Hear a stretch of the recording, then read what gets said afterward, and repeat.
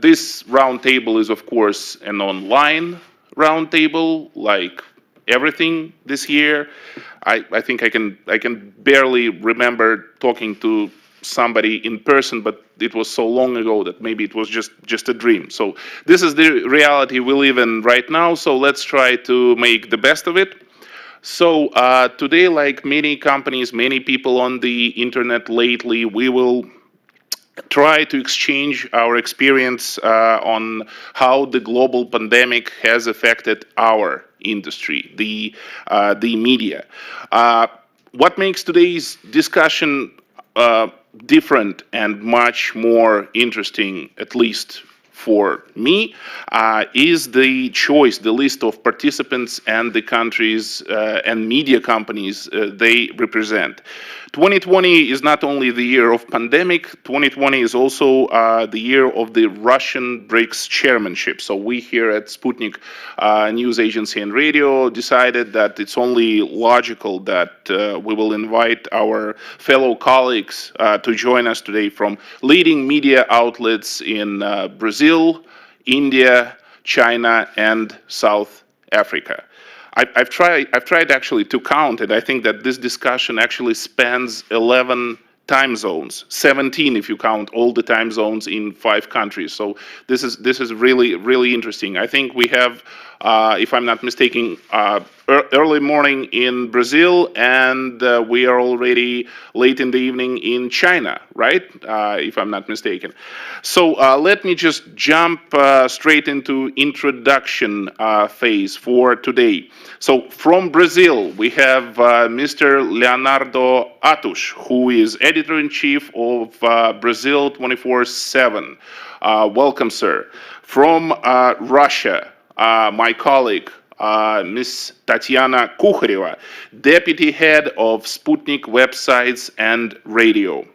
From India, our friend Mr. Nitin A.Gokhale, founder and editor-in-chief, StratNews Global and Bharat Shakti. Welcome, sir. From China, Ms. Li, so glad to see you again. Ms. Li, deputy editor-in-chief, China Daily website. She will be representing today the People's Republic of China. I just love to say that name. And last, but certainly not the least, our favorite and our oldest friend and partner and colleague, Mr. Ian Landsberg from South Africa, who is Director of Photography for African News Agency. Very lovely to see you again, sir. Hi. My name is, of course, Vasiliy Pushkov, and I'm the Director of International Cooperation of the Sputnik News Agency and Radio. So, we understand the situation we're in right now.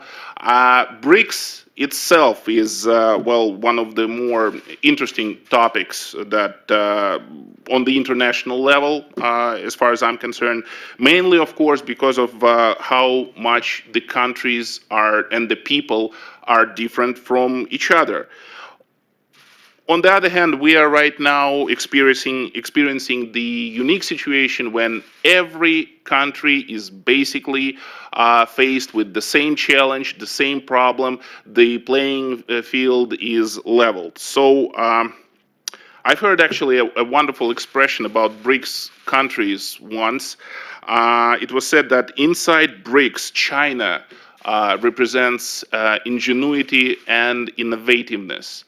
India represents wisdom and spirituality, Brazil, freedom and liberty, and South Africa is basically the beautiful cauldron of humankind. So let's just see how that image translates into Russia. Oh, yeah, Russia. Well, it was said that Russia represents size, whatever was meant by that. But, well, it was size and scope and strength. Never mind. So let's see how that image translates on how different countries deal with probably the greatest challenge of our time. And let's really hope that this will be the last great challenge of our time. I'm going to ask our distinguished participants to limit themselves to maybe 7 or 8 minutes of speech, because we're actually expecting questions from our audience, and I'm sure that those questions will not be for me or Tatiana, but they will be for you.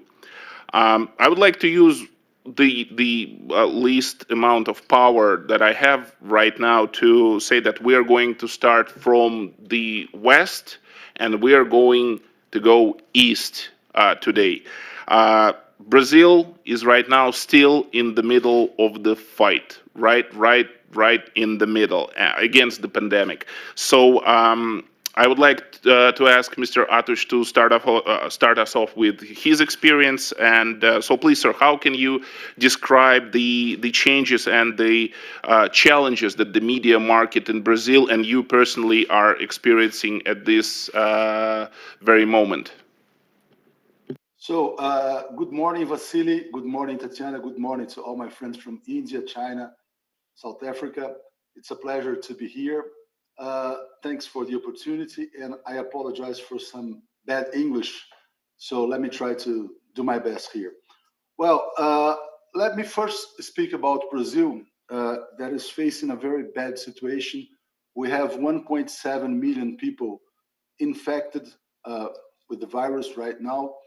We have also the president of Brazil infected, President Bolsonaro. It was announced 2 days ago. And we have a very weird situation related to the media, because the Brazilian Press Association is considering to file a lawsuit against him because he announced the disease, uh, and then he took his mask off. So he was putting journalists at risk, and he has a very hostile behavior towards journalism. Anyway, so this is a very bad situation. We have a government which denies the gravity of, I would say, denies how bad is the situation, how dangerous is the virus, and this explains why Brazil has so many cases. But we also have a president that behaves like the president of the United States, like Donald Trump. It means that he is always creating facts, creating news, and the consumption of news is growing really fast in Brazil, because when we wake up, we just wonder, well, what is the strange thing that will happen in Brazil today? So, yes, one day after he announced that he was infected, he was promoting a pill, a chloroquine pill, to say that this can cure the disease, at least for him. And this is a very bad situation because he's putting people at risk also. So it's a very big challenge for journalists, for media organizations. Some people never had imagined that we could go through this kind of situation. Having so many cases, so many people infected. We have a government that doesn't have a health minister for the last 50 or 60 days, and journalists are trying to do their best. In our case, Brazil 247 is a website that I founded 10 years ago. We'll complete 10 years next year, in the beginning of next year. And then, Brazil was at the really beginning of the BRICS, promoting the BRICS integration. It was President Lula at that time. The Minister of Foreign Relations was Celso Amorim, which was enthusiastic of the BRICS. And then we had President Dilma, who was also a BRICS supporter. And then we had a political, I consider that we had a political coup d'etat in Brazil in 2016. We had President Temer, who also supported BRICS, and now we have President Bolsonaro, which is really linked to Donald Trump, not only ideologically, but he tries to imitate all the time his behavior. So if Trump talks about Chinese virus, the Brazilian president or some people from the Brazilian government also talk about the Chinese virus. So I think I know how offensive this can be to Chinese people, but that's how some people here in Brazil are treating the situation. And now uh, they say coronavirus, not coronavirus, which it means the communist virus from China. It's like if I would say it's they try to reproduce Steve Bannon's you know speech regarding this situation. So many people, a lot of people in Brazil are fearing the virus. People are stuck at home, but some people think that, well, the government may be right because they are at power. So if they say so that this is a virus that was created in China, we shouldn't believe. So the president is always trying to put people in this situation that the virus is not so dangerous. In the beginning, he said that this was a little flu, and people should go to work, go to restaurants, go to church, whatever. And this explains why we have so many cases. So I would say that for the journalists, we have the challenge to, do the right thing, to give good information to people, uh, to, trust on medical evidence, scientific evidence also, but we have some people at power who denies scientific evidence, as I said. So it's the first challenge is to be able to give the right information to people, and also to receive good information from the government. When the cases began to mount in Brazil, the government had decided to be not transparent with the numbers, and they said that they would not provide the good information. And in Brazil, some media groups created a consortium of news organizations to collect information from the state, from the province, from the state governments, local governments here, and then to give a national number. After that, the federal government was forced to give the right number. So we are having around 1,000 deaths per day, which is a very big number. Brazil is only behind the United States and competing to become the first country in this case, which is a very shameful situation. But anyway, this is the situation. So we have this challenge for the moment in Brazil. In the case of the journalistic work, which is the subject of the summit or of the conference, I would say that the first thing is that we need to be thankful because we are able to work. Many people in Brazil lost their jobs, many people lost their incomes, and we were able to continue working. In our case, we have the website. We also have the TV channel, which is TV 247. And we had just reformed a new studio in Sao Paulo. It's closed. Everyone is working from home. We are all the people in Brazil are, Zooming all the time. Everyone learned how to uh, make interviews with these video conferences technologies. And I think that we could adapt to this new situation. It's work all the time, 24/7, as in our name. We have all the time new challenges, many people infected in Brazil, many authorities. And but I think we're doing a quite good job in providing good information for the people. We are growing because of the situation. So not only the website, which is approaching 100 million page views per month, and also the YouTube channel, which is around 600,000, which has around 600,000 subscribers for the moment. But anyway, we could be happy because we are performing well, but Brazil is performing really badly in this situation. So we have this mixed feelings about the situation. Uh, in our case, it was good for us professionally, but of course we are concerned about our country. We also have a good cooperation with the other BRICS countries, especially China and Russia. In Brazil, we have the content from Sputnik available in Portuguese. We have also content from Chinese media in Portuguese, from Xinhua and from other news agencies. And we are trying to, provide good information also in geopolitical terms, because if the Brazilian government says that this is a Chinese virus, of course, we don't buy this kind of information. And some people say that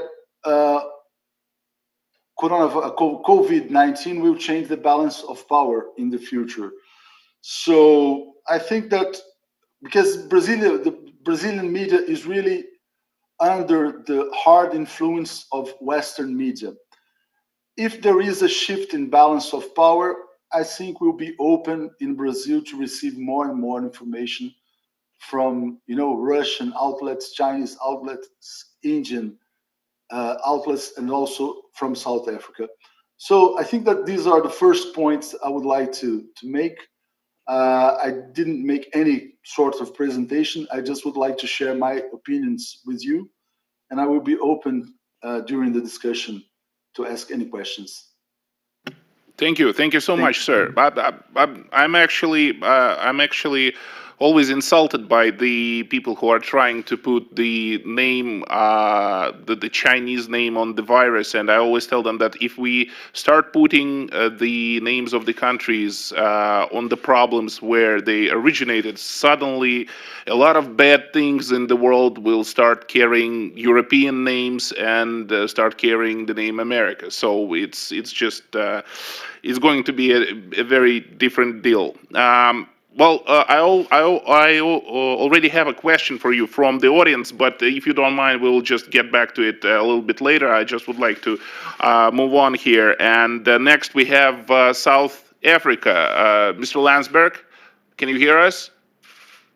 Yes, Yes. yes. So, Thank you Mr. very much, sir. Mr. Yes, Landsberg, just a question from me. I understand that you are actually here in a very unique position. Your job deals specifically with photos and videos. So, as I understand this industry and the visual products, it's I think it's quite difficult to produce photo and video content remotely from the safety of one's home. So that basically means that you and your colleagues have to face the threat of the disease every day. So can you please tell us a little bit about your unique experience here?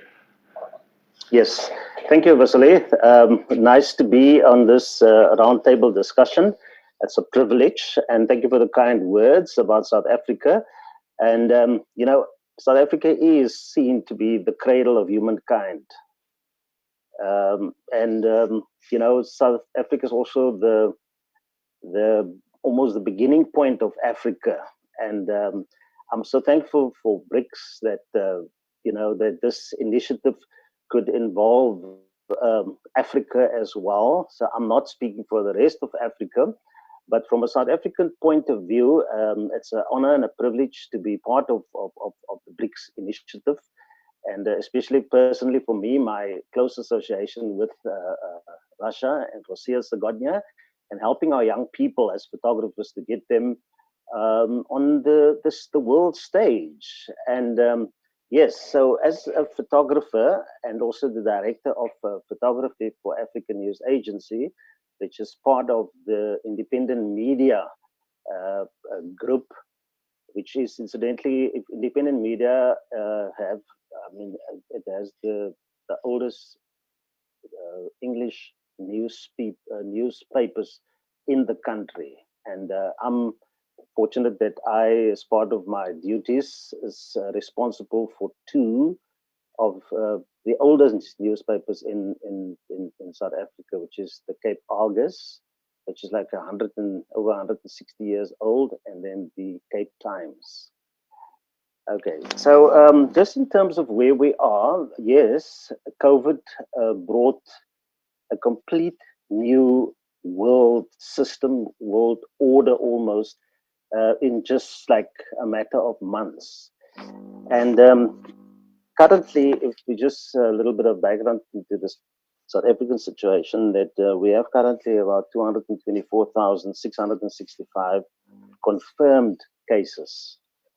And of those, 114,221 is active cases. Of those, 106,842 recoveries. And then sadly, we have a death toll of 30,602. Now, South Africa, the South African government quickly responded towards the end of March, and the nation went into a lockdown, which is now into its just over 100 days. In fact, last Saturday was 100 days of lockdown.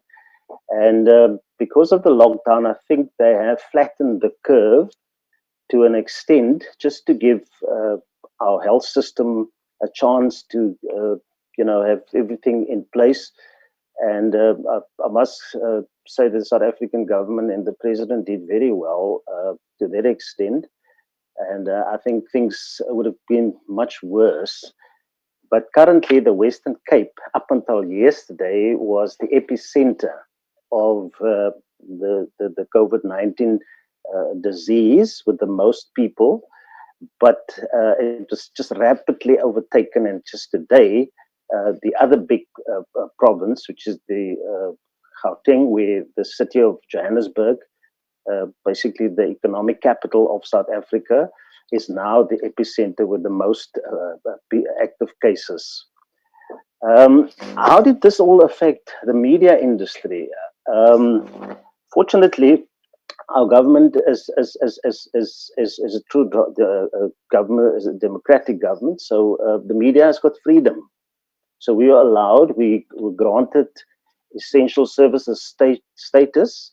So that means that we could operate this normally with a permit, allowing us free access to move around, which of course, as you initially stated, Vasiliy, caused problems because photographers, unlike reporters, can't do telephone content. They can't do work from a telephone to get pictures. They got to go out. Fortunately for us, we had a couple of photographers who went into isolation. And of those, there's actually only 2 actually were tested positive. One in Johannesburg and another photographer in Cape Town. But both the Cape Town photographers healed completely, so he's up and active again. So the virus impacted like quite hectically onto the media industry. And at the moment, in fact, just yesterday, it was announced that one of the big media companies in South Africa, Media 24, because of the impact of the COVID-19 virus, economic impact, will have to start with the process of retrenching or laying off over 600 people, and also closing some of the very long-running magazines. In fact, one of the oldest Afrikaans, which is the other language, African language, one of the 12 the official languages, that paper also subsequently closed and will now be as just in digital format. So things are not does not look too good for the industry for 2 reasons. And one is the advertising revenue has been diminished quite substantially. And this is not just because of COVID-19. It's also because of the global recession, and also partly because of the decline in newspaper revenue via advertising. And then, of course, we know that newspapers were impacted quite greatly by the advent of online and digital. But in that, as I said earlier on, as we are cradle of mankind, in other words, a country of beginnings. I think in there lies for us the solutions for us to reinvent ourselves as the media. And just in terms of how did we cope, independent media is doing fine up and now. Not that they also suffered the losses, huge losses, because the income revenue was diminished quite substantially. Not because of the fault or doing of our own, it's just because of it was the economic reality. There were some measurements taken just to, because our executive chairman is quite keen on keeping as many jobs for as long as possible. So with that in mind, that we have still, all our people are still working. There's no retrenchments at independent media or at Africa News Agency, where I'm part of. And what we then just doing is then to make the best of the situation, and that is to be the newspaper media that we want to be, and that is to tell the truth, to tell people what is happening, to convey information. And what we did then was, like everybody else, we immediately, after the lockdown, we embarked on working remotely. So we have followed the model of a distributed newsroom where we work remotely from homes or from away from the office. And if there are people at the offices, they were like limited to just a small percentage. And then from my side of things, because the photographers are the ones who's got to go out. So we have, in terms of safety precautions to prevent them from this disease, follow the regulations in terms of the PPEs, the protective personal protective equipment. We were wearing masks and, of course, sanitized. And what we are basically make sure is happening is the physical distancing, just to keep away from, not to get too close. And I think it worked quite remarkably well, because, like I said, only 2 people were actually tested positive. And that's basically how we were actually just continuing. Of course, the content, this model also called now for a new way of doing things. Now, because we service our independent media clients, which are mainly printed papers, newspapers, and dailies.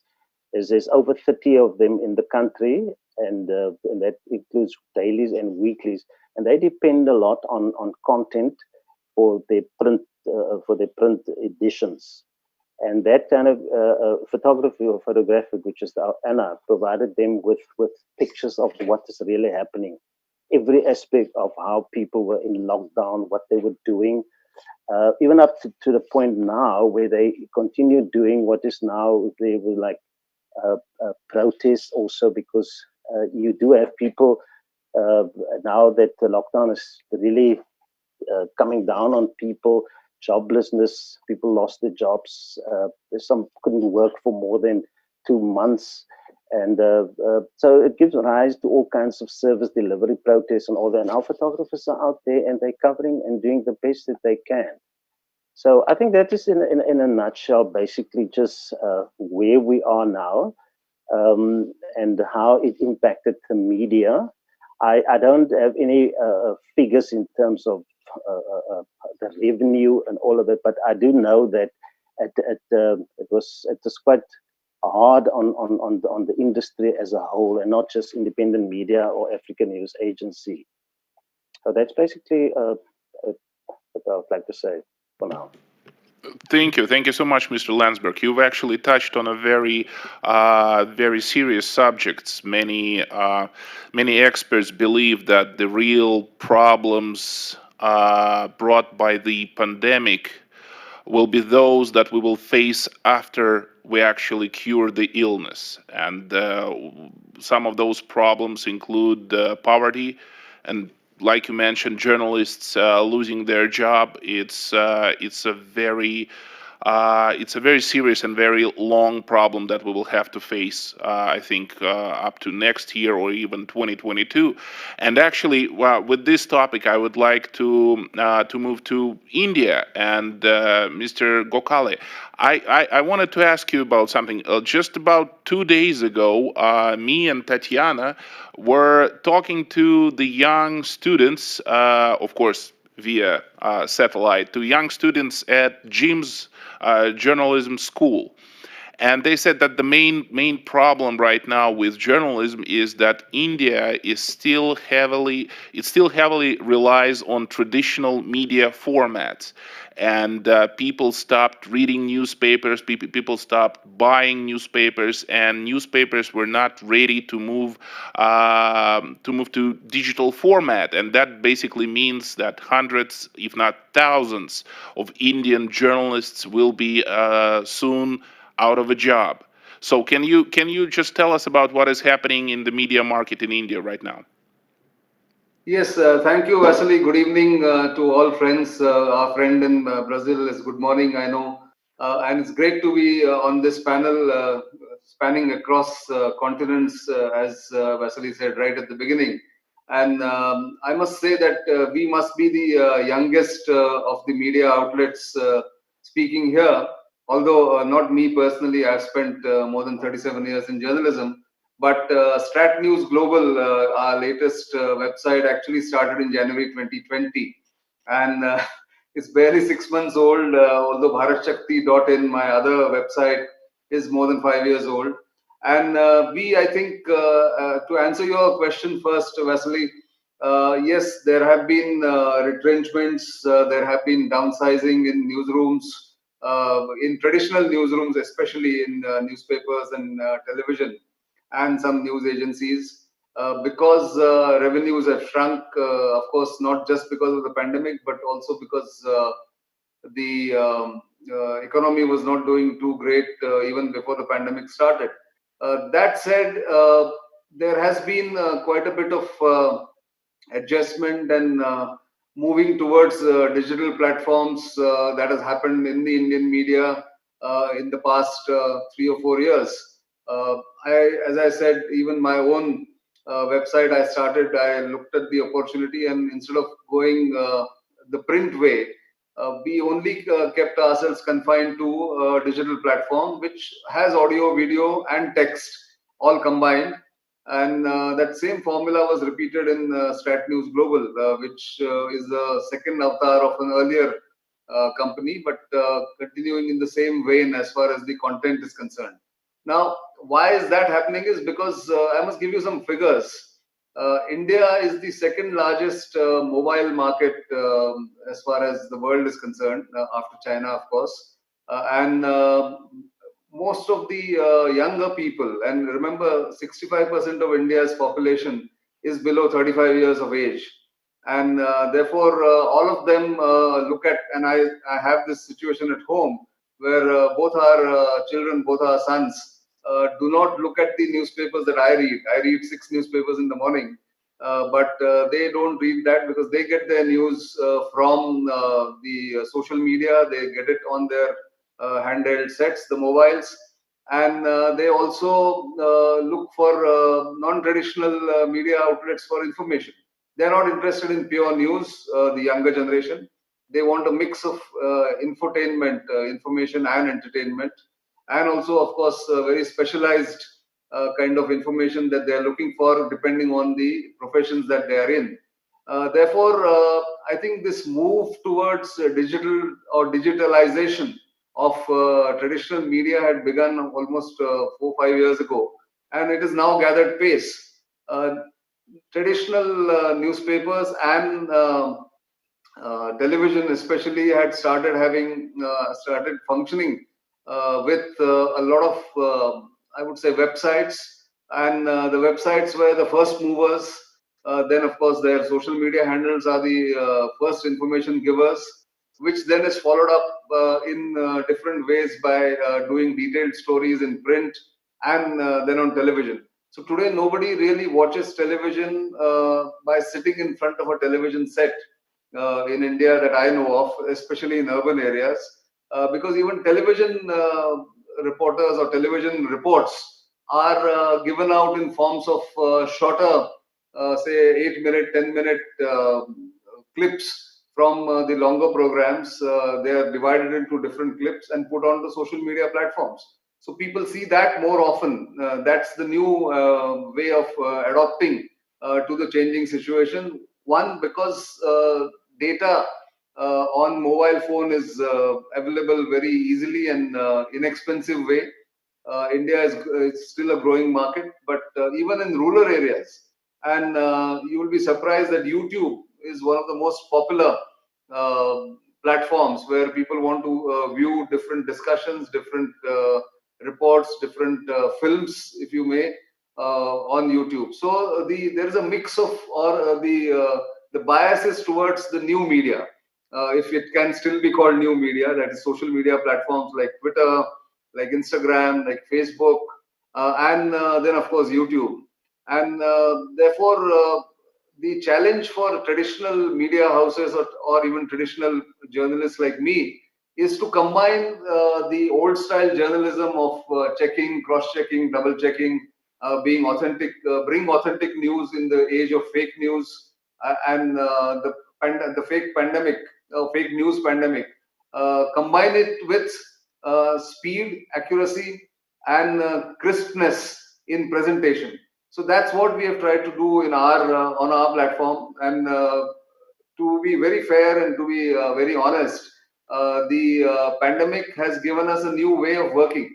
We did not allow for almost 4 months, and we are a small newsroom, only about 15 people across the two platforms. We did not come to the office, people did not come to the office except for one or two production hands, like the camera people or the editors, and some of the editorial people. Rest, everybody was working remotely from their homes, gathering information on their phones or remotely. And we did a number of almost, I would say, 300 to 400 interviews on Skype across the country, across the globe actually, starting from Australia to US and from Russia to South Africa, and to Mauritius and to Sri Lanka, and going even into Europe. We did, and we are still doing a number of Skype discussions, Skype interviews. We found new platforms like StreamYard to go live when we needed to. And one more, I would say, event or development helped us to grow faster than we would otherwise have, was the tension on the border between India and China. And here we are speaking on the same platform with our friend from China, also going to speak, I presume, after me. So that crisis, the military crisis and the military standoff between the two armies, also helped us, because we have some specialists in our stable, in our team. We brought in a lot of reports, and of course people were interested in all that. So just to wrap up, 2 or 3 things. Going into the future, I think the way journalism is going to work is going to be a mix of working remotely, working individually, and then bringing it together in a team through different technology that is available. In fact, like I said, when we were doing live broadcasts on our YouTube channel and our websites, the producers and the graphic, what should I say, graphic, not designers, but the people who put in this name supers and the captions were sitting in 3 different places. I was sitting at home like I'm sitting now in my home office, and speaking and doing it live with people across the globe from Singapore to US. And that is going to be, I think, the major change that is going to come in the newsrooms. Now we are meeting once a week. Every team is meeting. The production team meets once a week. The editorial team of Bharat Shakti meets once a week, and StratNews Global team meets once a week. Only my individual program called simply Nitin is recorded on camera, not on Skype, and therefore 2 or 3 people come there that time, come to the office for a couple of hours and go back. We take huge precautions of social distancing, of using masks, and of course keeping a distance when we go outside. We are not a website which is into breaking news or day-to-day reporting. We are more a mix of commentary, analysis, and our own text reporting or writing. And therefore, we had that advantage of we didn't have to really go out, and our reporters didn't have to go out and do anything which would endanger them in terms of the pandemic affecting them. But there have been instances where great work has been done by other media outlets in India. They documented the huge migration that happened of laborers, daily wage earners who went back to their villages and are now coming back.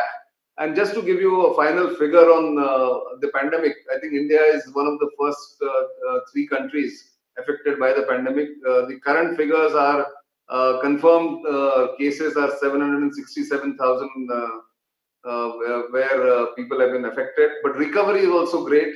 476,000 people have recovered. Deaths, fortunately, have been just about above 20,000, 21,000 deaths as of today, 21,129, up by about 482 deaths since yesterday.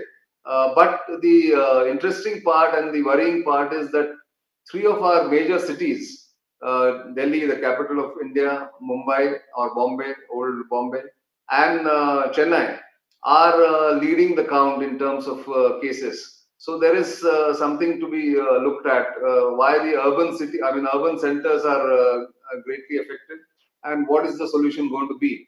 But in terms of media, yes, there is a worrying trend of downsizing, people being retrenched, people being asked to take pay cuts. We haven't had to do it, fortunately, because our financiers are steadfastly with us. And also that we are a small team, very compact team, multitasking on various issues. Therefore, we have managed so far. Let's see how the future holds, how does it pan out.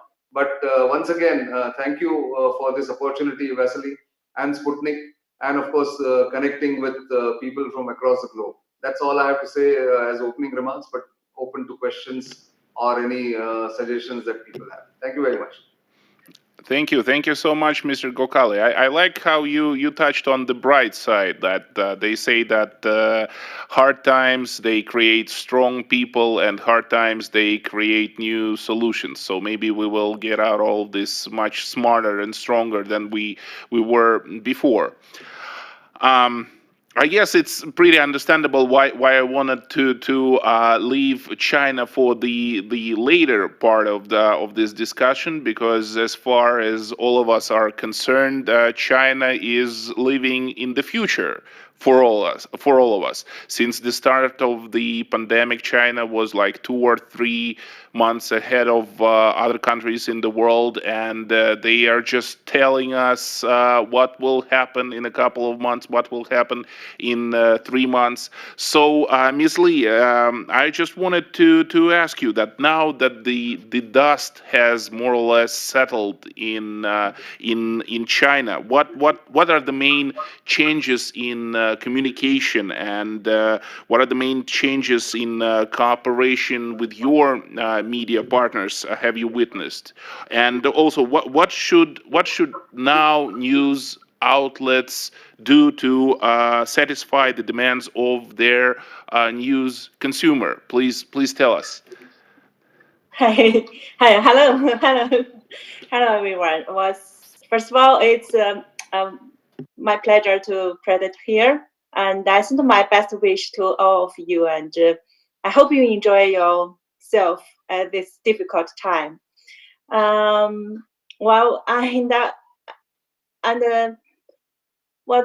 this special time, I believe the journalists worldwide are focusing on the changing situation of the COVID-19 pandemic and working on the front line to report. We pay our respect to their effort. Since the outbreak of COVID-19 in China, The beginning of this year, China Daily website, as China's most influential English news outlet, we have fully reported on the epidemic situation and dispatched a reporting team during the worst period of the Chinese epidemic. Our team rushed to Wuhan and the hardest hit area to obtain the first-hand information. They were selected by volunteers. Actually, all our colleagues, they are volunteers to go to Wuhan, including me, and I'm also signed, and then I can join as well. Yeah. So we are trained by doctors, and we wear masks, and we are fully equipment, and we actually go into Wuhan, and our colleague was stay there like 3 months, within the most difficult time. And after 3 months, they had a quarantine like 2 weeks, and they did all the tests to check it all good, all done, and then back to our headquarters in Beijing. So the Novel Hero series is a documentary short video column launched by the team, containing interviews with the frontline medical staff, the logistical support staff, volunteers, and the foreigners in Wuhan's epidemic prevention work. The series has been shared same time on all the China Daily media platforms, including newspaper, website, WeChat, and Facebook, and all the social media.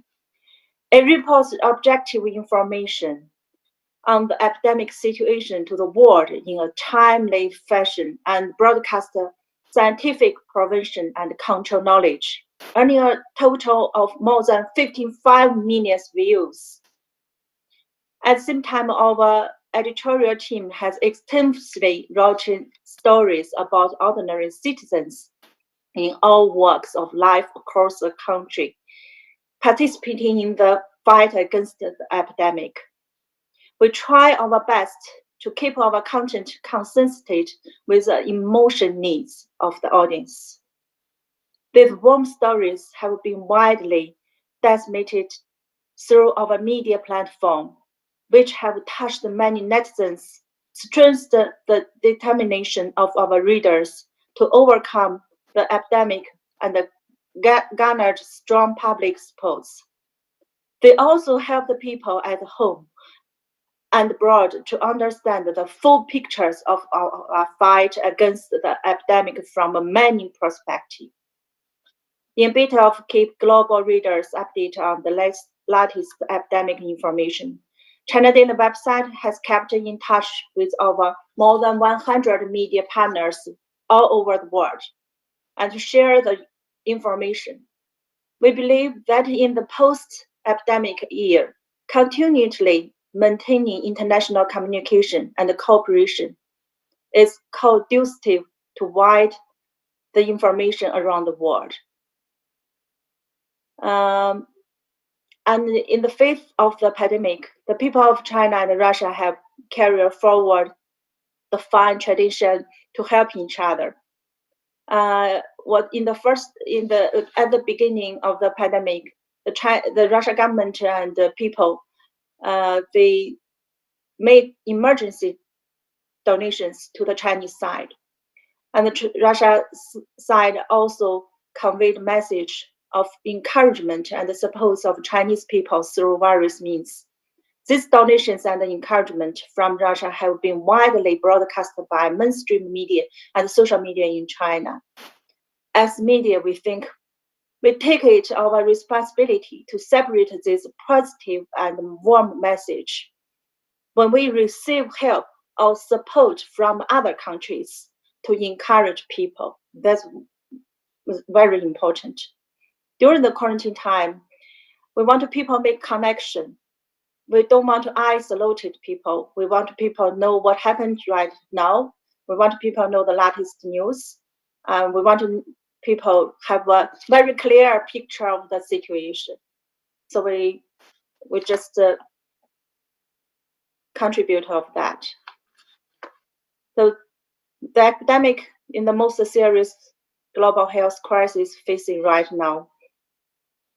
So we think folks have proven once again that human society is a community with a shared future.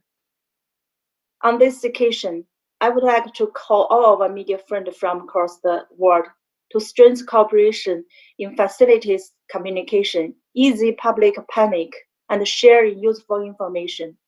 We're banding together against the epidemic and maintaining multilateral cooperation are the only correct choice for the international community in the face of this common crisis. Okay. Yes, thank you so much, Ms. Lee. And no, I totally agree with you that right after the pandemic started, we have experienced very high levels of international cooperation.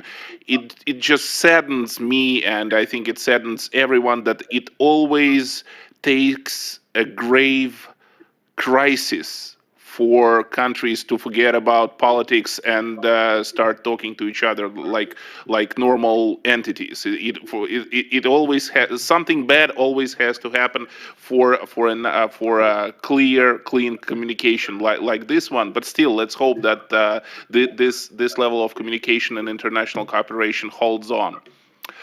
So last but not least, let's move to Russia, since Russian Eastern and Kamchatka is the most eastern part, at least in this discussion. We'll finish up with Russian presentation. So Tatiana, maybe it's just me and the fact that I live and work here, but my experience with the pandemic was that in the Russian media market, the threat and impact on journalists was more psychological rather than biological. Don't you agree with that, please? Hi, yeah, thank you. And thank you first and foremost to my esteemed colleagues. It's incredibly interesting, and I think that it's very enriching to all of us to actually participate in such a discussion. Be that the first case, hopefully not the last. I think that, to answer your question, that generally it's not just about the media, and yeah, I would very much like to kind of aboard this, more human touch to that story, because of course economies suffered, and of course there was the effects that my colleague spoke of were seen throughout the globe. But I think that one of the most interesting phenomena was that we actually have seen a very interesting reaction among our colleagues, because as has been said, Russia was one of the countries that we actually followed suit, I guess, from our Chinese colleagues. We went on lockdown. We went on lockdown very fast. We didn't wait for, our government didn't wait. They started testing very early. They took in everything that it could from the experiences of the countries that were hit earlier. And we, as Russia as a people, and we as Russian journalists, we were hit by this, the quarantine measures very early on. And as much of a shock as it came to the general public, because we were reading about those phenomenal numbers in the terrifyingly phenomenal numbers from the other countries, we did not see those in Russia. And the reason we did not see them in Russia was the fact that we actually went on lockdown very, very early, very fast, and on a very drastic lockdown. We just went on almost full lockdown immediately, and the general public was not allowed to. We could go out of the house to throw out the trash, to walk your dog, to go to the nearest shop, but only the nearest one. And then, although the journalists were actually obviously allowed to move around. We were issued press passes, and we could go around everywhere and see and work. But the whole thing then went back to another issue that was it wasn't obvious to us, because of course the pandemic as a phenomenon is a time where generally the digital media blossomed for obvious reasons. We are used to working online. It was not as much of a stretch for us to go and work from home, for instance. You know, you can work from everywhere, and we could work from home more efficiently than some of the more, I don't like the word traditional because, you know, it bears a certain sentiment, but yes, more traditional media like television, it was a huge stretch for them, although it's actually very possible right now to broadcast from your own home. But still, mentally, it was a huge stretch. For us, it was not that as much of a stretch, because Sputnik, for instance, you know, it's a fully digital platform. So for our journalists, it was not that challenging to work from home. The challenge was purely psychological, because when you start working from home and you're confined to that space 24/7, that means that this borderline, you know, between your work time and your private time and your relaxed time, it gets completely saturated.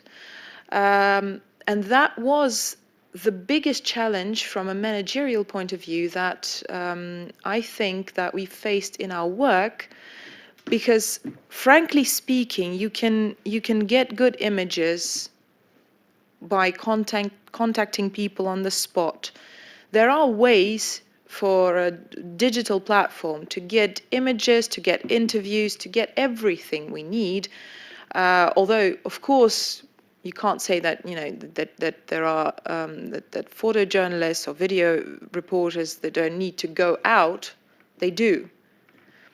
But working in a digital in a digital reality, a lot of the things that were not possible, say 10 years ago, are now very much possible. You can tune into web cameras. You can get imaging from satellites. Everything. But that sentiment of not being able to tune in and out of work like you do when you actually go to the office, and then you come home and you know that at home is your time to relax, and now that we were deprived of that, that was a very challenging point, and I dare say that we've actually had to rethink our approach and try and make sure and make absolutely sure that our journalists actually take that time. They see that border between, you know, life outside of work, which sadly is in the same space. And we've actually heard a lot of data from psychologists across the world saying that, you know, the huge impact of the pandemic, that we were not quite realizing why we were still on lockdown, was just that, was people being, you know, some people getting depressed because because of those, you know, that confinement and the effect that it has had on people. And I think that as journalists, especially as news journalists, who are just generally used to being always a little bit tuned in to work, you know, that annoying moment when your friends tell you that, you know, what is so important that you can't put your phone down? Because you work from that phone, you know, that's your whole world. You can't really put it down. That's it. That's your whole life. And it just got tenfold more aggressive, tenfold more involving, more consuming when you were faced with the reality of being confined to one space 24/7 and not really being able to, you know, change the scenery in any way, shape, or form. And I think that we will still have to we'll still have to observe just how to more efficiently make sure that people actually learn to do that. forcibly teach them to switch, to make that, to see that line, to make that line very forcibly visible to them. But we will have to, I guess, still wait and see just how big of an effect that has had on us and on our all of our colleagues. Well, thank you. I just have to say for the record that I kind of liked working from home, and I really, really would like to continue doing so. So, but yeah, the situation is sad. Okay, well, thank you, everyone. I really think that we have to move to the questions, and here is the trouble. Basically, 90% of them are the same question, and it just has different forms, and but it's basically the same thing. I don't wanna ask it in the most provocative form that I have received it, but still everything touches on the trust towards media from the public during and after the pandemic. So let me get this straight. The public is asking the media Yeah, the about public. the trust of the public towards the media. Yes, the public is asking us what do we think about their trust towards us. So we hope that they do. They need to trust us. yes, they need to trust us. Let's just put it in more general terms. Okay, so basically your outlook on how the pandemic affected the relationship between the media and the audience. Okay, so and we'll start with Brazil. Mr. Attuch, can you give us your outlook on the subject? Your mic is off. Yeah, okay. Yes, well, I would say that people are trusting more the media than before because of the pandemic here in Brazil. Well, the instructions that I would say that President Bolsonaro received from his mentors in the Bannon or Trump, was to always challenge trust of the media. Trump is always saying that you should not trust the media because the media is lying all the time, and Bolsonaro says the same thing in Brazil. But the pandemic was not on their plans. So when you see so many people dying, so many people getting ill, getting sick in Brazil, you need to find someone to trust, and the media is the only reliable source. In Brazil, we are also having a new kind of situation. Yesterday, Facebook decided to ban 73 Facebook pages which are related to the presidential staff here in Brazil. Facebook also decided to ban some pages in the United States, in Ukraine, in Ecuador, and in Canada. All those pages are related to fake news and to hate speech, but not only related to politics, because these pages are also spreading misinformation regarding the coronavirus. So I think that because of the pandemic, those digital platforms began to have a more I would say careful look towards their providers of content, and all this far right wing, I would say pages or websites or that pretend to be journalistic outlets are beginning to be punished by them. So I would say that people are trusting more traditional media and even independent media that are that stick to the facts and also to scientific evidences. So in Brazil, I think this is a situation because the headlines in Brazil today is that because it's very strange, but people say that we have the hate cabinet inside the federal government, and this hate cabinet was punished by Facebook. You can find these headlines in all the papers today in Brazil.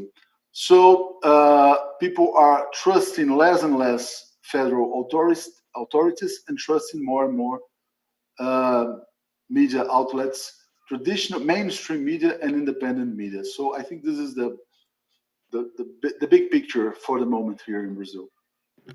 Yes, thank you. That was actually a very, very Brazilian answer. That's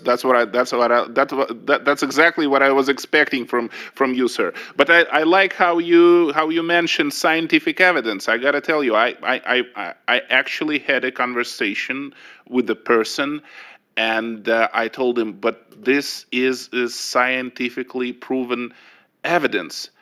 And he replied to me, "Oh, so you're on their side, right?" So I'm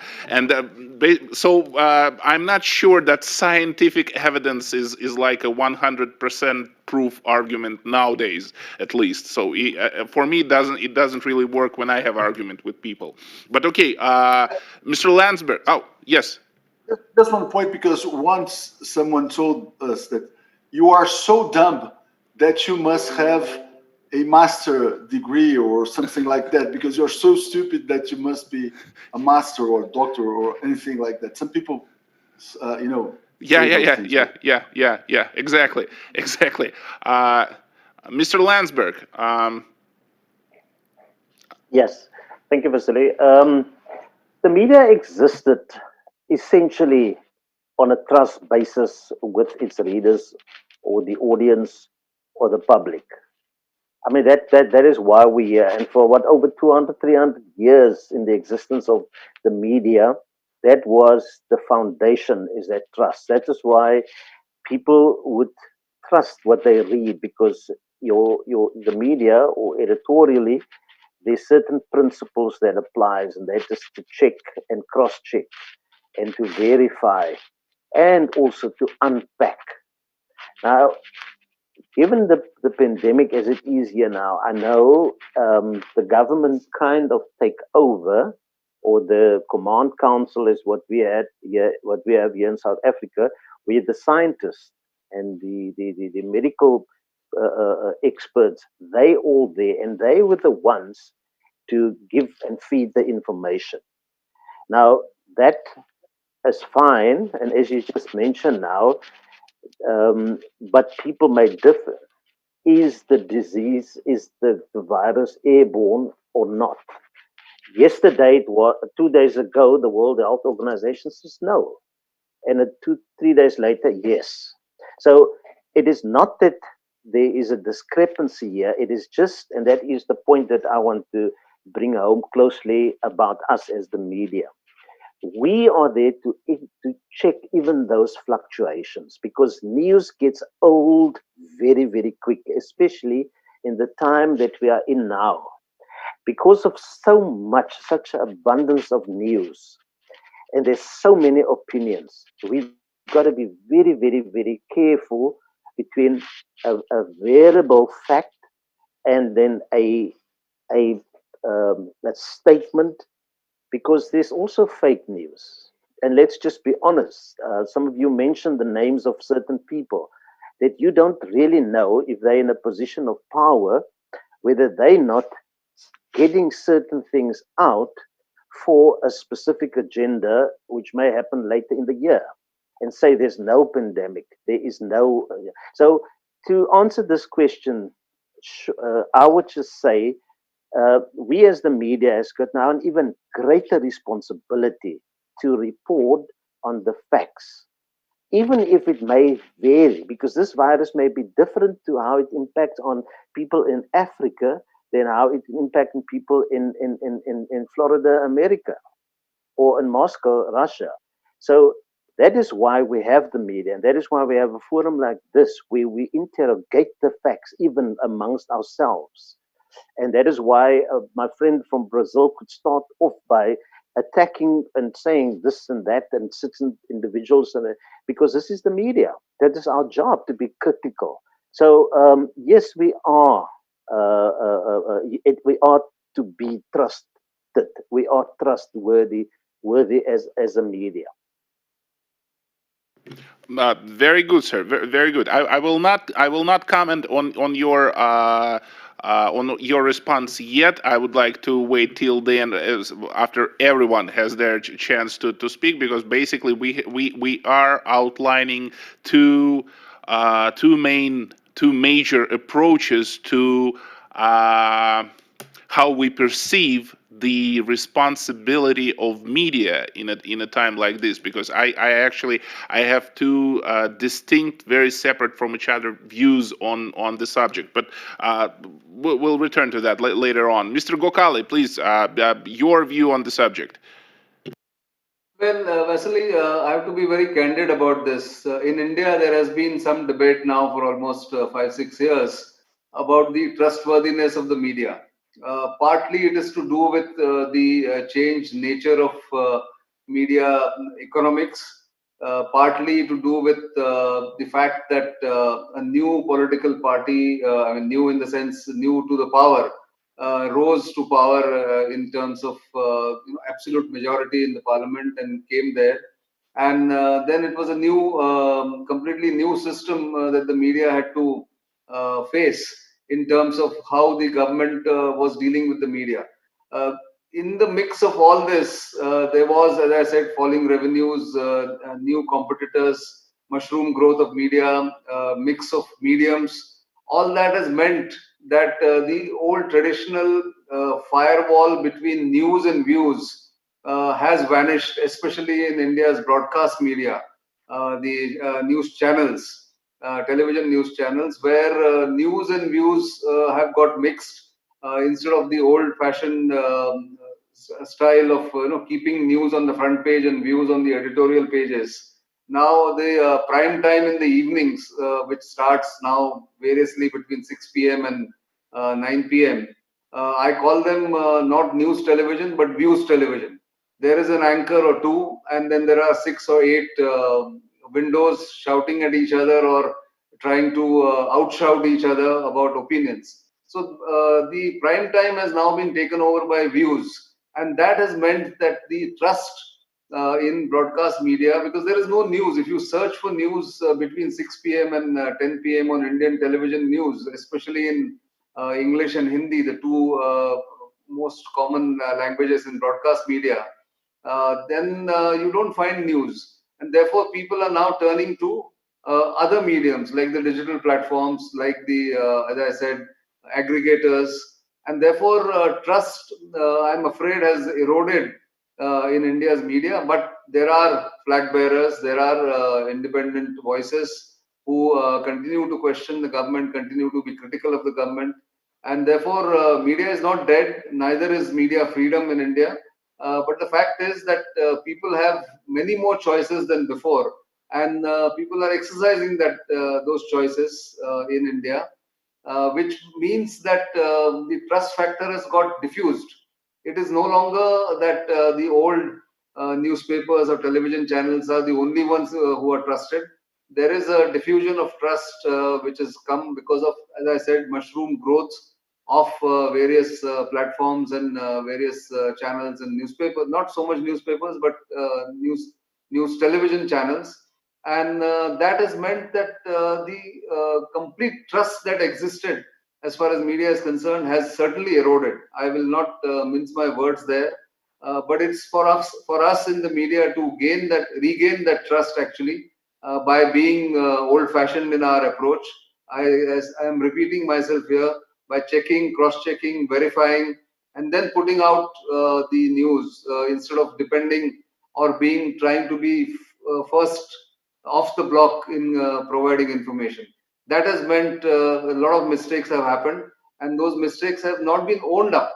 One of the problems with the media in India has been that journalists or media owners haven't owned up their mistakes honestly or have tried to correct themselves. They've just brazened it out and ideology has seeped in, both left, right, and maybe dictated by finances or economics. That has taken over some parts of the media. But trust me, the media is alive and kicking. It just needs to regain its compass and regain some of the lost sheen or the trust that has been lost over the years, over at least the last decade or so. That's the position right now in India. Yes, thank you so much, sir. And I completely agree with you about the choice and how important the actual choice is for the public, and how it is important the diversifying your sources of information, how important it is to be actually protected against things like fake news, which also appear in our comments, but we will not be talking about that in particular today. Ms. Lee, I think that you have a special view on the subject. Care to tell us? Well, from my personal view, I think the practice is the only way to test if you can trust the media. Well, like for example, at the beginning of the epidemic, there's a lot of self media online. They just give away some news or some their perspective views. News. It's not called news. I think it's not fake news. It's like rumors. Well, at the beginning, the ordinary people, they all like for their concerns, they all like something new. Because they see us like the traditional news agency, so they would like to trust the new generation's media. So, but after like 1 week, 2 weeks, well, it doesn't work. Okay, well, what the media tell you what to do or not to do, well, it must be useful. It must be the truth. It must be to get the people what can they do in the daily life to protect the people, to stop the epidemic situation, to help the whole health environment. So what that we get back our audience again. If you are not write the right thing, so you never know what the point of the audience they really focus on the concerned. And another thing is, as I said, our colleague I were actually did came into the worst city, so they gather the first-hand information. They are not just heard by or phone interview. Or I'm not critic the phone interview because sometimes we have to do it remotely. But they saw themselves. They write down the stories. It's all what you see and what you write, right?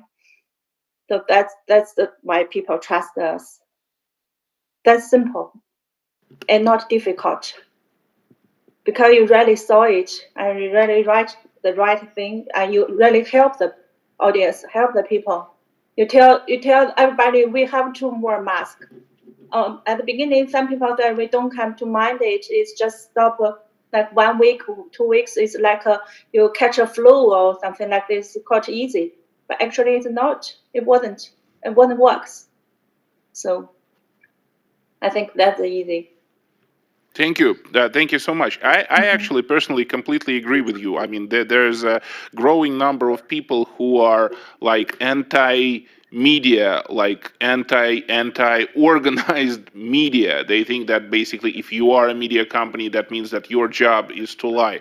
One of those people is actually my mother-in-law, and she just distrusts media altogether, and her main source of information is her neighbor.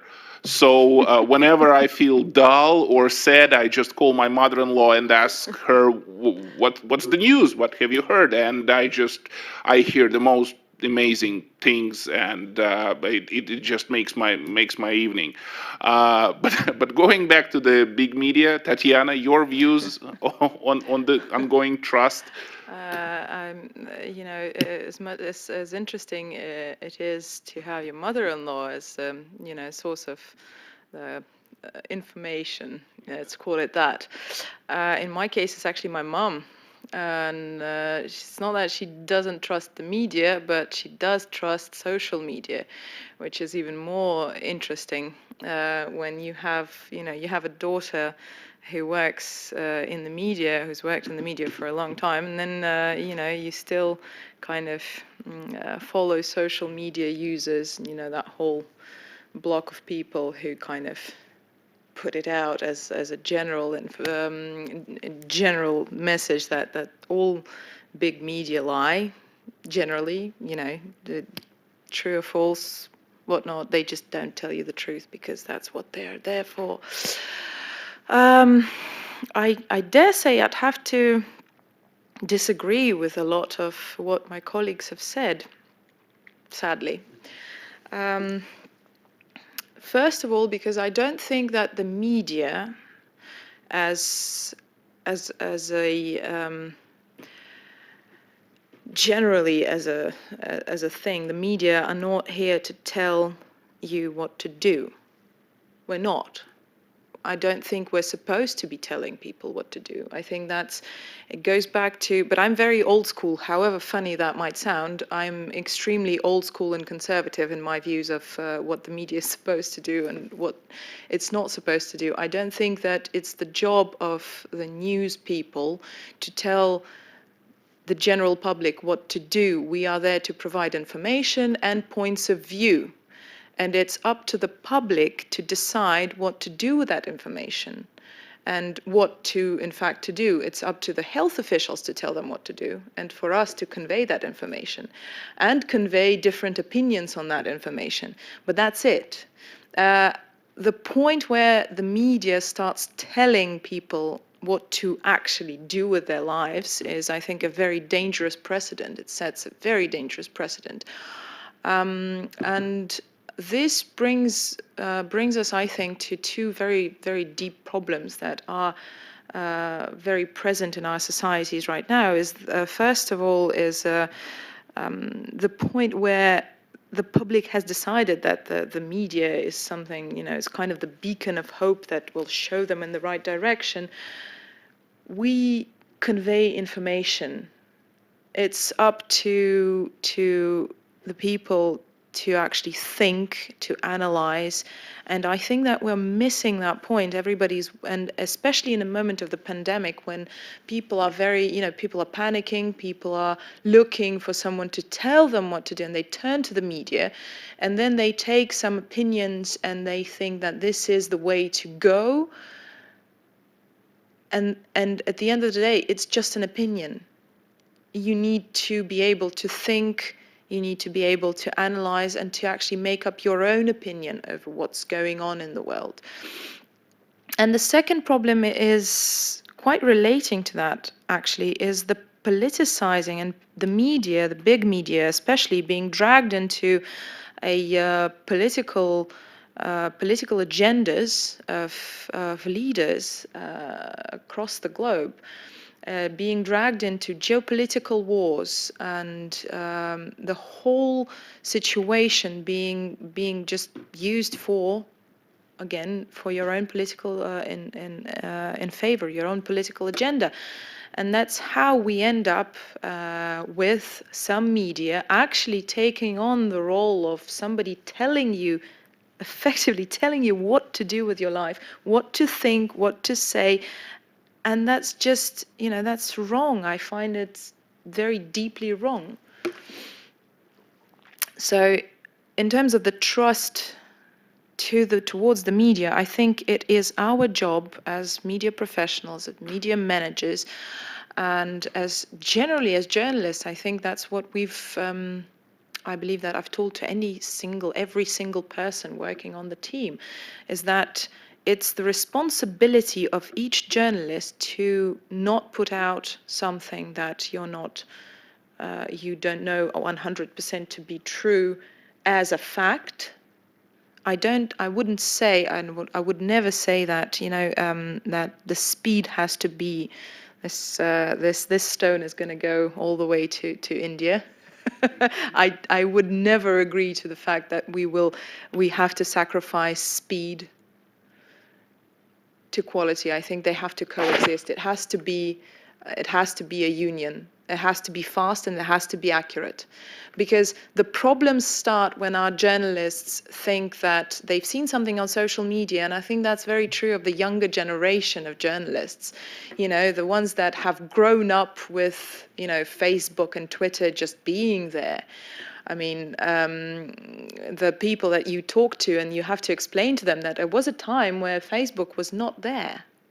You couldn't just connect to somebody on Facebook. You had to actually write an email, or worse, you had to write a mail. You have to take it to the mail. You had to write an actual letter and post it on the mail. And those people, they're shocked. They don't understand how that actually works. So that generation, they go on social media, they see people tweeting about something or Facebooking about something, and they take it for a fact and they put it out as a fact. And this is where our problems begin, because it's a very small step from saying, people on Twitter say there has been, I don't know, shots fired somewhere. From saying that to saying shots fired somewhere. And that's where the problem lies. It's not a problem and it's not a crime to say that people on Twitter are saying something. That is a fact. They are. But when we skip that step, when we become a little bit sloppy with our work, and when we put it out as a fact, that's where, and I hate the word fake news, for obvious reasons, because it is, again, being used very politically and very, very every too often. But this is where the problem starts. And it's our job to make sure that our teams, that our journalists respect the standards, that they know about journalistic integrity, that they bear that responsibility, they feel it, and they know that whatever they say, every word they say counts, every word they say will have been read by, well, hopefully millions of people, but you never know with Google and the new protocols and etc. But it does matter. Accuracy matters. It's not about being slower or checking more. It's about actually having responsibility for every single word you put out on that website or on those, on that TV screen, whatever it is.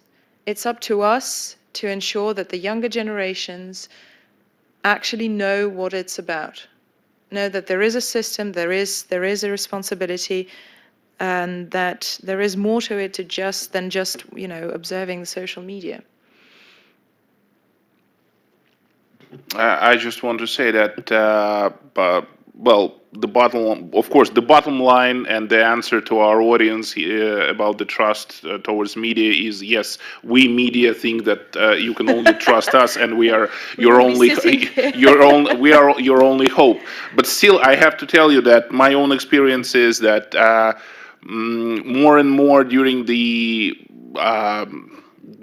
maybe last 2 or 3 months, I, as a member of media, am being criticized by my friends because they think that the media should, in times like this, calm the people and not make them more nervous. Which brings me to my last question. We are running out of time, and there's another bunch of questions with the well, they have the same topic. The last comment was on that topic was that I see here is what's the point in discussing it? We're all going to die. So this is one of the last comments I have here. But still, my question for you, ladies and gentlemen, your Hopefully not for many years now. I mean, I'm sorry.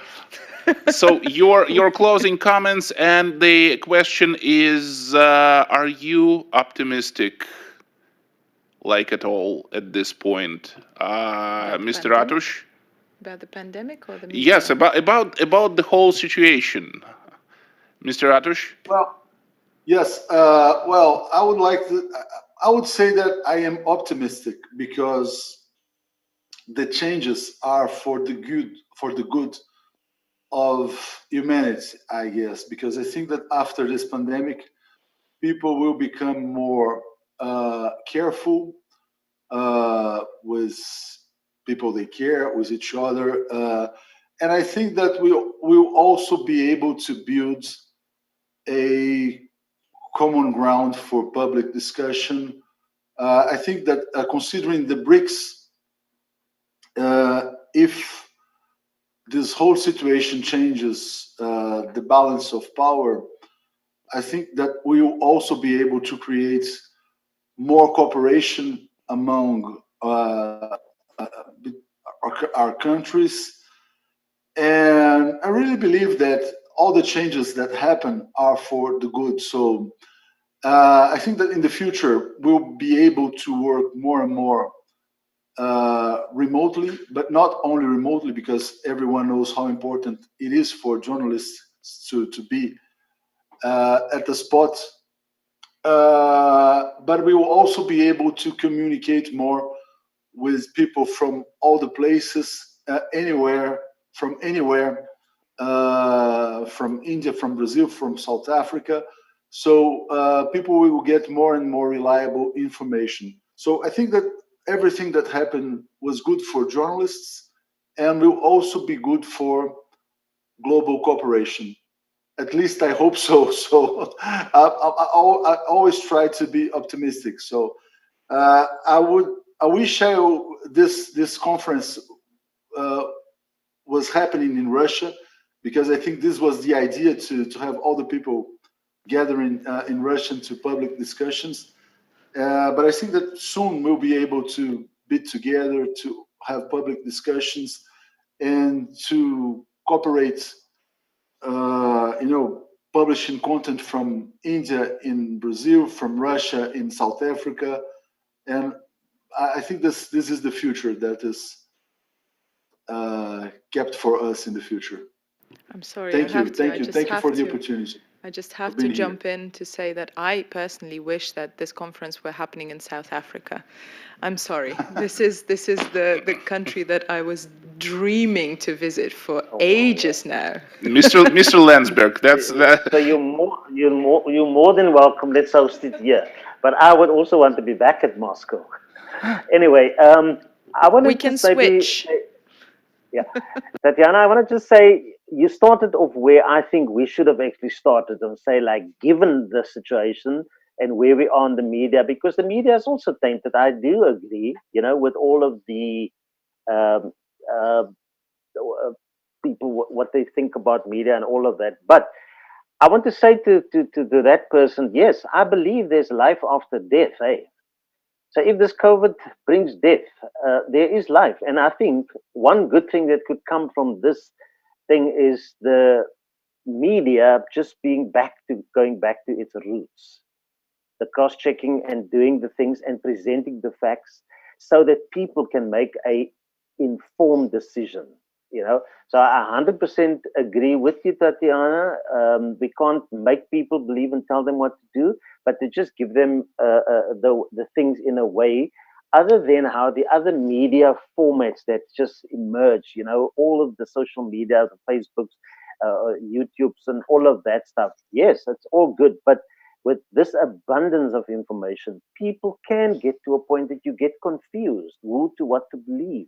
And this is where the gatekeepers, which was the media, and those who's kind of the presenting facts. So there's always the one view and the other view, and then so that you can make up your mind in a informed way. So yes, this uh, pandemic, I think, effectively brought to death the old format of newspaper things where, um, it's all just in print form. It's 8 hours later, or we rush to just get it out. Now it is you yourself as a reporter or a photographer, or even just a reader. You also as much interactive in the news, because I can't give you lies. I can't give you half informed information, because you already have an abundance of stuff that you know. So it is, in a sense, then unpacking. And I think this is the new way of I think, where what the internet is opening up to us, that we can actually have the thing now published, not necessarily just in this format and that format, under this name and that name, and we only believe it if it's the Washington Times, and we only believe it if it is the Star, or whatever. Now and this is where I need to end off before I go on a trip again, is where what the Andre Stenen International Photo Contest is doing so beautifully, giving a voice to the voiceless, those young people who does not work for a newspaper, who is not part of the so-called established media, but they have the stories that they tell, the true stories of what is happening, but that not necessarily have a place to put it, because media is a format which is cast in stone in this way, under this name, under this editor and that. And I think this is the flexibility that I see is what is going to be the life after this death of the pandemic, will bring not just the physical death, but it could just bring very well be the death of an old structure of newspaper, media, and then the media will reinvent themselves as what they should be, so that there is now this amazing trust. And I thank you. That's basically my last comment. Thank you so much, and thank you for your explanation. Because at first I thought that you have a very very Russian outlook on optimism, like everything is going to be okay because there's life after death. So, but now I get what you mean. Which brings me to Mr. Gokhale, please, your views on the optimism. Well, I'm completely optimistic about the survivability of media. The media will survive. The media has to survive in a different format, maybe, because ultimately, what is our job? Our job is to be the mediators between getting raw information and interpreting it for the public in both factual and accurate manner. And therefore, I think media in a different format will survive, has to survive, and we must strive. All of us must strive to make sure that the media survives, because I think one of the panelists said that it's our job to put the information out there and the judgment be left to the viewer or the reader. And I agree. But that information has to be also put in a format which the public will, or the citizens will understand. And I think that's where we come in. We differ from social media platforms or the people who indulge in giving information on social media, in a way that we are the ones who will authenticate it. We are the ones who will cross-check it, as I keep saying, and double-check it, and then put it out there. I think therefore the media is vital in any country, not just in democratic countries, but in every country on this planet. That media is a must, kind of a part of the society which one must have. And we just hope that the pandemic has given us the way forward. Even if we can't work in the old-fashioned ways, there are new ways to overcome those challenges, is what I think. And basically, that's my last comment. Thank you. I'm afraid that our audience will blame us for holding a completely self-promotional event on behalf of the media industry. But still, Miss Lee, please, are you optimistic?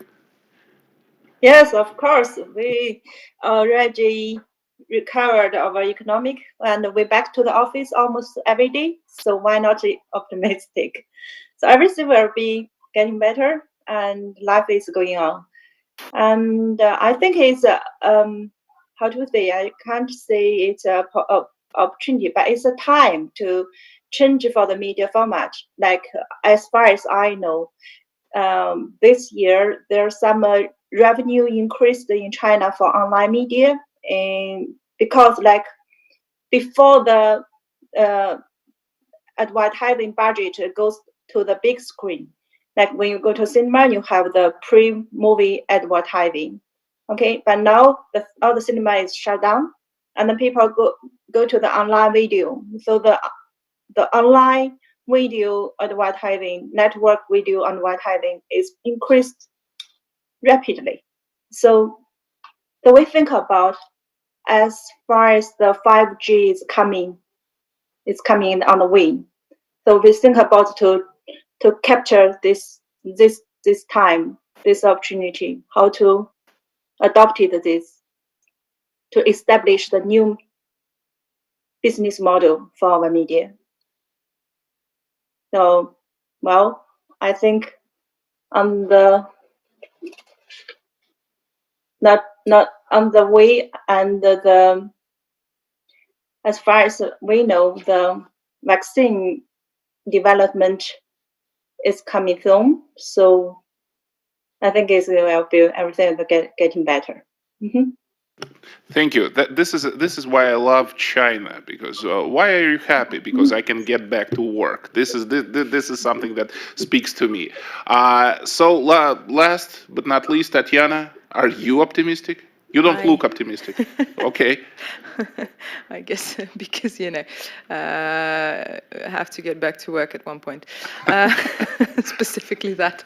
I am optimistic. I am a little bit wary because, as per usual with every global phenomenon, sadly, in the past, I'd say 4 or 5 years, we've seen this whole trend of sensationalization and again politicizing everything to a very, very dangerous point. I am wary because of the phenomena that have been developing for quite some time now, but again have intensified during the pandemic. It's that my favorite fake news phenomenon that grew even bigger during the pandemic, and just a little bit wary where in terms of the global kind of censorship that has been growing and growing and growing in the Western media,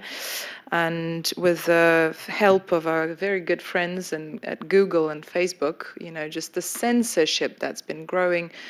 And sadly, I see that the pandemic, and along with the whole completely politicized fake news phenomenon, I think that will not help the media to be as diverse as we can, and the fight will still continue. The media wars will still continue, but to that end, I think that this can count as optimism, that for the war to continue, there has to be multiple sides at it. But in terms of resilience, I think that the media is one of the most resilient industries imaginable, because again, yes, as my colleagues have said, that we need to be that provider of information. People will always need information as long as there's people. And I'm pretty sure that, and my Chinese colleague will not let me lie here. Again, the vaccine testing, as she said, has come a long way. We've got 5G to look out for. I mean, the people cannot die. COVID will not be the end of the people. So the media COVID-19 will not be the end of the media as well. That's one thing we can be sure of. Okay. Well, if that's optimism, then yes, we are. That is Russian optimism. Yes, actually, ladies and gentlemen, that's the Russian way to do things. We always start something on a good note and end with something that makes you want to have a drink. So I would like to sincerely thank all of you. This has been a very fun experience for me, and I really hope that you will agree to do this with us again sometime in the future. So thank you, Mr. Attuch, Mr. Landsberg, Mr. Gokhale, and Miss Lee, and Miss Kukhareva. I'm sorry. So thank you so much, and I would love if you have any opinions or something to add to this. Please email me directly, and I really hope that we can continue our nice cooperation in the future. Thank you so much. Thank you, Vasiliy. Vasiliy, thank you very much. Thank you so much. Awesome. Thank you.